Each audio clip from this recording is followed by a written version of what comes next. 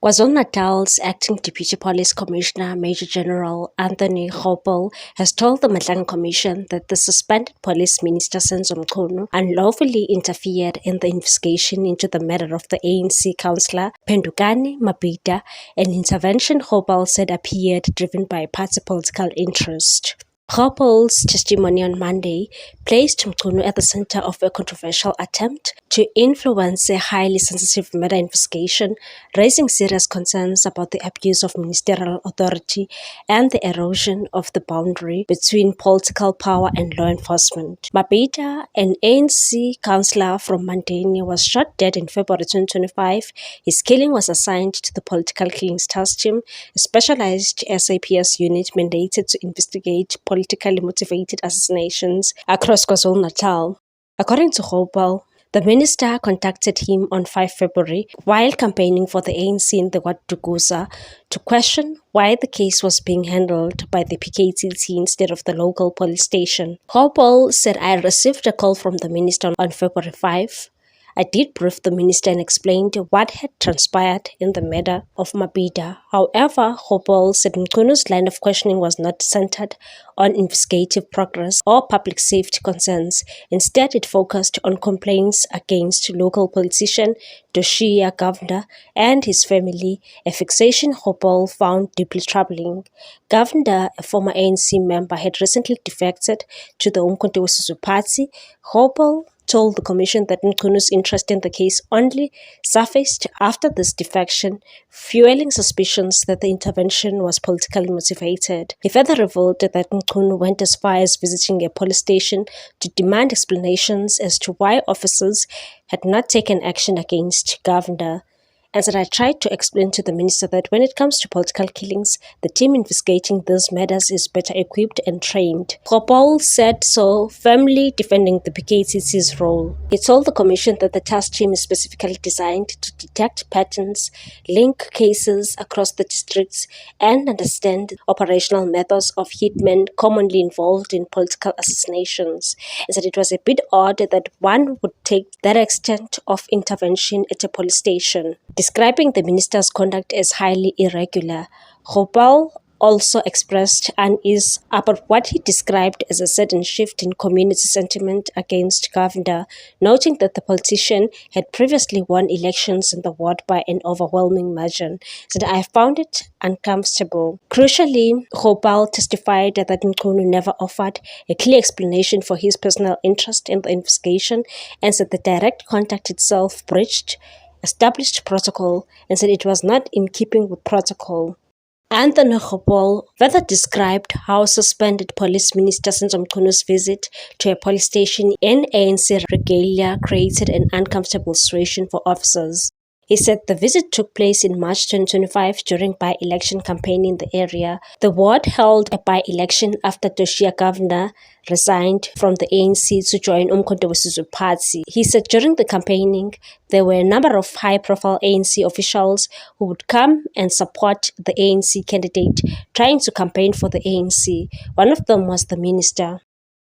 On 31 March 2025, after campaigning, the minister went to a local police station and told the station commander that while he was on the campaign trail, he was taken to some people who complained extensively about Govender. He said the complaints he had received were that the police were doing nothing and were under Govender's control, and that Govender and his family get away with atrocities, and said there was a housebreaking and theft case opened at the time.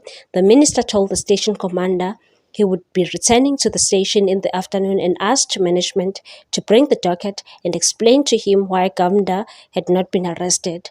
The complainant was a member of the public and the suspect was Govender's son.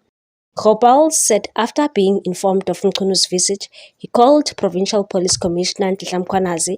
The commissioner then instructed Gopel to attend the meeting and not leave junior officers to handle the matter, and said, "I went to the police station and found the minister with a few of the ANC officials, all of them clad in ANC regalia, and they were in the office of the station commander."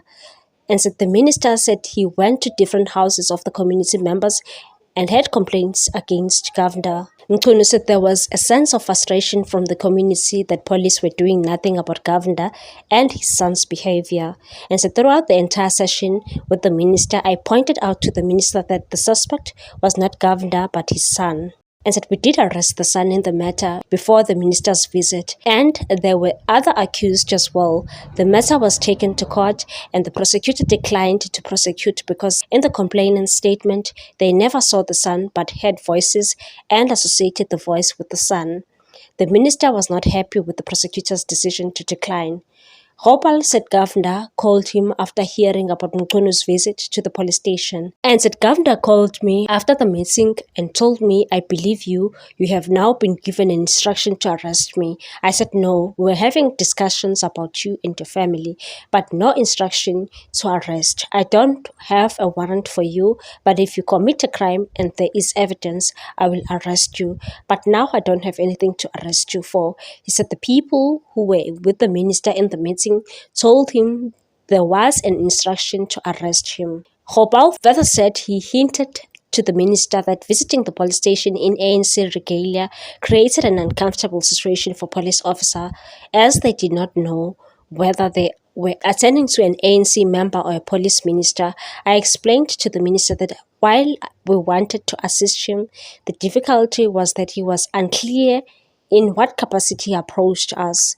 He did not respond directly to this, but it was a subtle way of me bringing it to his attention that there was a difficulty in this case. Having a sitting minister in ANC regalia, it was a tricky situation for all of us, and I'm glad to support the station commander on the day.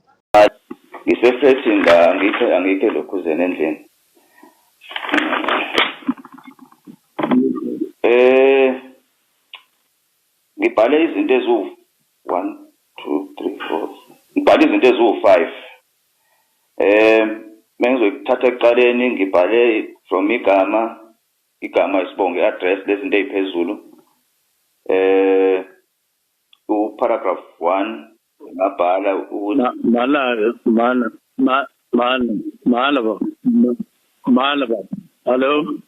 Hello. Yes. Mala. Ubhalile uqedile manje noma kwaqeda? Angakaqedi, ngithi bengifuna ukusilungisa, sengibhalile kodwa ngicabanga ukuthi ngiqedile kodwa manje kufanele ngistype. Ngoba manje bengifuna ukuthi kodwa aqale uzwe ukuthi ngibhale kanjani.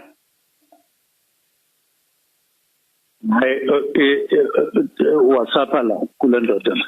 Lo suqedile salo sikhuluma. Oh, okay.